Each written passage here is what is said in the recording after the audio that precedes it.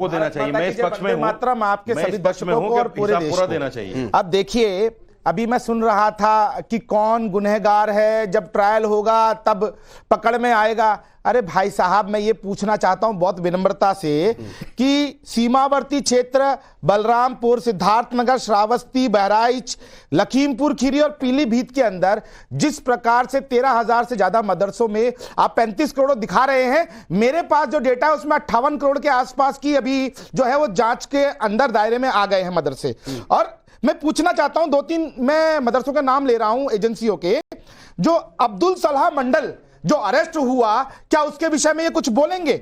उसकी एनजीओ हरोआ अल जमीतुल इस्लामी दारुल उलूम मदरसा और कबीर बाग मिल्लत एकेडमी, जिसके अकाउंट में एफसीआर अकाउंट के अंदर 35 से 58 करोड़ रुपए के करीब में 2018 से 2022 तक उम्मा ट्रस्ट ने भेजे, और इन्होंने जिनको आगे दिए ना तो उसके खर्चे का कोई ब्यौरा है, इन्होंने किस आधार पे इनको दिए उसका कोई ब्यौरा नहीं है। और मैं बता देना चाहता हूं मौलाना साहब को कि यदि कोई फॉरेन फंडिंग मिलती है तो जो कानून है वो ये है कि आप अपना एक प्रोजेक्ट वहां लगाएंगे कि हम इस आधार पे इस पैसे को चाहते हैं ताकि यहां पर हम ये डेवलपमेंट कर सके।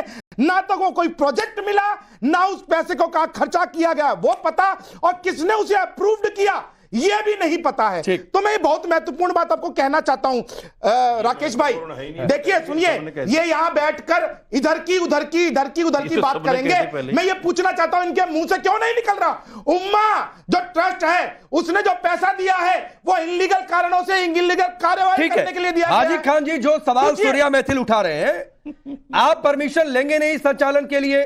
आप चाहेंगे कि नहीं मदरसा बोर्ड की मॉनिटरिंग हो, पैसा कहां से आ रहा है, कोई प्रोजेक्ट रिपोर्ट नहीं, कोई सरकार को जानकारी नहीं, और उसके बाद अगर एक्शन की बात हो जाए तो भाई हमको टारगेट किया जा रहा है। तो ये विक्टिम कार्ड खेलना नहीं तो और क्या है? राकेश जी, बात यह है कि हमारे मुल्क में संविधान है और संविधान के एतबार से सारे काम होना चाहिए, चाहे मदरसे हो, मठ हो, मंदिर हो, मस्जिद हो, कोई भी चीज़ हो, वो हमारा संविधान उसकी इजाज़त देता है, उसकी इजाज़त के साथ उसको आदमी को डेवलप करना चाहिए। और रही आप चंदे की उम्र ट्रस्ट की कह रहे हैं, चंदे की बात, ये हमारे देश की सरकार को जिम्मेदारी बनती है कि अगर वो इनलीगल तरीके से आया तो उस पर कार्रवाई हो। और अरे आप चिल्ला क्यों रहे हो भाई? आप चिल्ला, हम क्यों?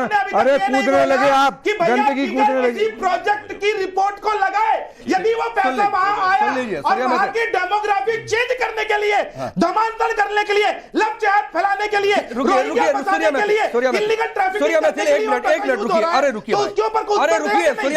रुकिए, हाजी खान की बात पूरी हो जाए, पहले उनकी बात पूरी हो जाए।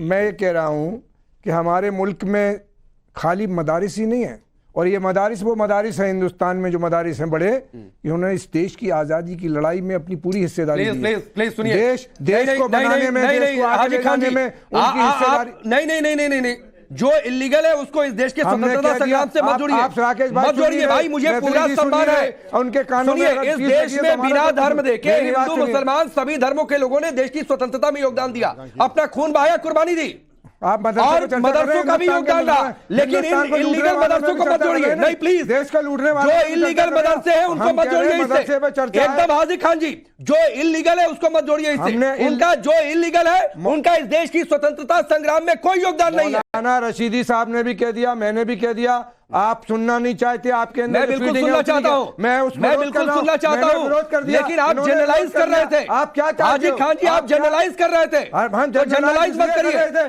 कि वो सरकार की जिम्मेदारी आपकी नहीं, आप लोगों की जिम्मेदारी नहीं है। सरकार कोर्ट में ले जाएगी। अच्छा रुकिए, उसमें वो अबू सलेम मंडल को जानते हैं, आप ब्राह्मण को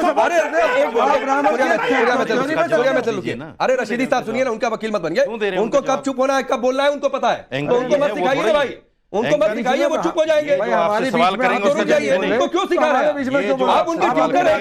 ये डिबेट में कैसे बातचीत होती है? अब आप मुझे हाजी खान एक बात बताइए, अरे हाजी खान जी एक बात बताइए, मान लीजिए आपके अकाउंट में कहीं से आ गया पैसा, अनवांटेड पैसा आ गया, तो आप रख लेंगे या सरकार को, पुलिस को बताएंगे कि भाई देखो ये पैसा कहां से आ गया? पुलिस को बताना चाहिए सर, बताना चाहिए ना, बताना चाहिए। तो आपके तो भाई नागरिक की जिम्मेदारी है कि नहीं है? अगर किसी मदरसे के पास फंडिंग आ गई तो रखे रहेंगे कि बताएंगे कि भाई देखो ये यहां से फंडिंग आ गई। राकेश जी, जिसके फंड में आ रही है उस हर हिंदुस्तानी की जिम्मेदारी है, मदरसे Yes! हर हिंदुस्तानी की जिम्मेदारी है। Yes! अनलीगल कोई चीज उसके पास आ रही है उसकी सरकार को इन्फॉर्मेशन करे। लेकिन हम ये कह रहे हैं कि इसमें मदारिस को टारगेट नहीं किया जाए। अरे कहां सारे मदारिस को आप टारगेट कर रहे हो। 13,000 मदरसों में आया, 13,000 मदरसों में आया पैसा। मैं आपसे पूछ रहा हूँ राकेश जी, 13,000 मदरसों में आया हो पैसा। एक तरफ से आपने कह दिया जो चाह मन किया। हम ये कह रहे हैं भाई वो 13,000, सुनिए मैं फिर विक्रम जी के पास जा रहा हूं। अरे लेकिन आप सारे अच्छा एक बात बताइए हाजी खान जी, यूपी में कितने मदरसे आपको पता है? 1,000 5,000 से ऊपर है।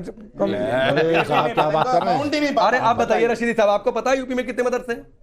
देखिए ऐसा है, यूपी में या हर स्टेट में 2 तरह के मदरसे हैं। अरे कितने टोटल है उतना ज्ञान सुन नहीं। लो मेरी बात, बस सुन लो। एक टोटल कितने नहीं, मदरसे होंगे समझ- मुझे ज्ञान का मुझे नहीं पता है। आपके व्यूअर्स को ये बात सारी जानी चाहिए। अरे सुनिए एक मिनट, अरे एक रुक मिनट। जाइए ना प्लीज, मैं इसके बाद आपके व्यूअर्स को ये बात जानी चाहिए। और अभी आपने जो एक संचालक का बयान सुनवाया है वो मदरसे हैं जो गवर्नमेंट से एफिलेटेड हैं। अरे टोटल बताइए ना, एफिलिएटेड नॉन एफिलिएटेड नहीं, जो एफिलेटेड नहीं है उन मदरसों का जिक्र आप करते ही नहीं। अरे भाई बताइए ना कितने मदरसे? आपने 13,000 का आंकड़ा तो दे दिया। अरे तो इसीलिए तो पूछ रहा हूं कितने मदरसे होंगे? अरे मेरी पूरी बात सुन लो, आप उसी बात पे क्यों, हम रैपिड फायर थोड़े खेल रहे हैं। रैपिड फायर खेल सुनो बात सुनो, व्यूअर्स को बात अच्छी जानी चाहिए।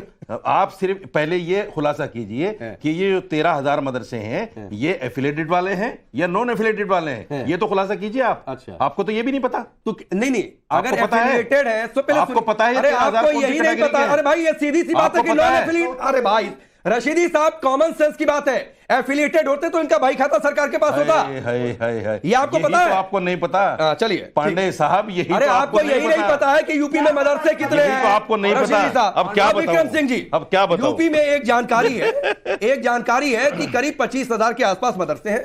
उनमें से 13,000 की बातचीत ये आ रही है जो खासतौर पर ये सीमाई इलाके में।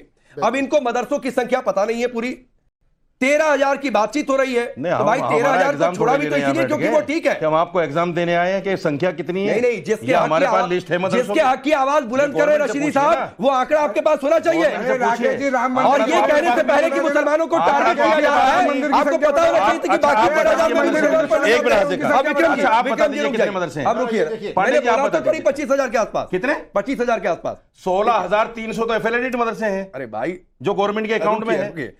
सुनिए विक्रम जी, 3 गुना ज्यादा। अब विक्रम जी, आपको यही पता नहीं है? नहीं आपको नहीं पता भाई। एंकर है, आपको तो लेके बैठना चाहिए। नहीं आप मुझे मत सिखाइए। ठीक है, अब सुनिए, अरे बताइए किसकी पोल?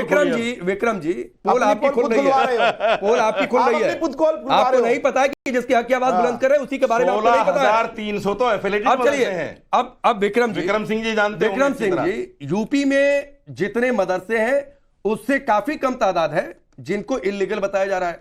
उसके बावजूद क्या तो ये मुसलमानों पर टारगेट हो रहा है? तो क्या ये विक्टिम कार्ड नहीं है? 3 बातें राकेश जी बड़ी साफ हैं। आपका जो सवाल था वो ये था कि कितने मदरसे हैं, फिगर पे हम जाते हैं, और कितने इलीगल हैं कितने लीगल हैं। जो इलीगल है, चाहे गवर्नमेंट स्पॉन्सर्ड हो, गवर्नमेंट अप्रूव्ड हो या नॉन अप्रूव्ड हो, इलीगल काम किया, लक्ष्मण रेखा पार की और कार्रवाई हुई, इससे कोई बचाव नहीं कि गवर्नमेंट अप्रूव्ड है अप्रूव्ड। दूसरी चीज, अगर गवर्नमेंट अगर इलीगल काम नहीं किया है तो पुलिस और इंतजामिया आपकी तरफ देखेगी भी नहीं। अब सवाल ये उठता टारगेट करने का। हमारे यहाँ वाइब्रेंट डेमोक्रेसी है, कॉन्स्टिट्यूशन है। अगर आपको कोई शिकायत है गवर्नमेंट से, पुलिस से, आप जा सकते हैं कोर्ट, लेकिन वहां नहीं जाएंगे। आप कहेंगे टारगेट हो रहा है।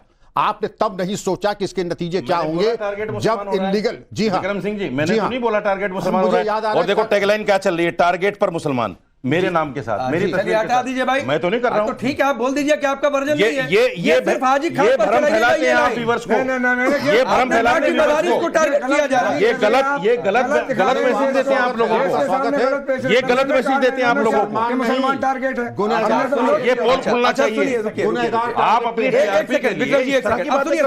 वो क्यों चला? मैंने तो नहीं बोला। सुन लीजिए भाई, मैंने तो नहीं बोला मुसलमान टारगेट है। आप मेरी तस्वीर के साथ चला रहे हैं। अभी विक्रम जी वाइब्रेंट डेमोक्रेसी की बात कर रहे थे, तो डेमोक्रेसी में यही होता है कि तो ऐसी होनी चाहिए जो